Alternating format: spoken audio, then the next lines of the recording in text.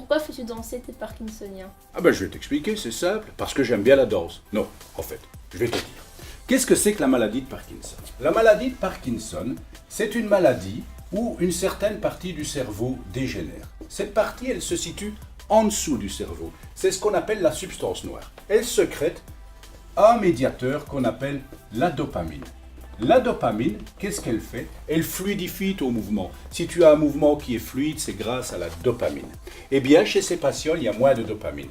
Et nous devons donner, par la voie, normalement par la bouche, un médicament qu'on appelle la L-Dopa. Alors au début, tout va bien. Et puis après un certain temps, cette L-Dopa fait de moins en moins d'effet.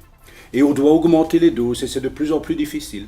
Et on s'est aperçu dans plusieurs études que faire danser les Parkinsoniens, et tu sais quoi? Le tango argentin, facilite l'action de la dopamine et que l'on peut retarder l'action de cette dopamine et surtout retarder l'augmentation des doses de dopamine, ce qui permet aux patients de vivre mieux et tout en s'amusant puisqu'ils dansent le tango.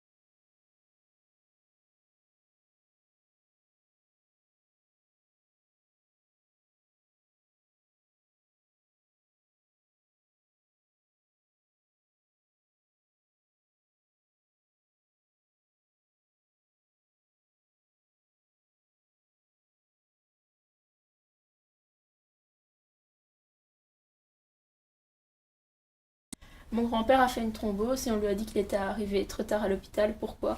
Eh bien, je vais t'expliquer simplement. Le cerveau, c'est un organe très spécial, qui ne peut pas vivre sans oxygène. Sais-tu combien de temps une cellule nerveuse meurt si elle n'a pas d'oxygène? 9 minutes. C'est-à-dire qu'en 9 minutes, une cellule qui n'a pas d'oxygène va mourir. Alors l'oxygène, il est apporté par les artères. La thrombose, c'est une obstruction de cette artère, par un caillou, soit qui s'est formé au niveau de l'artère, soit qui vient du cœur ou d'autres artères. Une fois que cette thrombose s'est installée, le cerveau va mourir. Nous pouvons actuellement donner un traitement, pour autant que les gens arrivent tôt à l'hôpital, parce que nous devons faire un scanner. Ce scanner va démontrer la zone qui est en train de mourir, celle-là, et va nous permettre de localiser la thrombose. Grâce à cela, nous pouvons injecter un produit qu'on appelle un thrombolytique, c'est-à-dire le médicament va détruire le caillou, et nous avons même la possibilité d'introduire un cathéter, donc un espèce de petit tuyau, comme un tire-bouchon, qui va enlever les thromboses. Et grâce à ça, les gens récupèrent rapidement, c'est comme s'il n'y avait pas eu de thrombose, et 2 jours plus tard, ils sont à la maison, comme si rien ne s'était passé.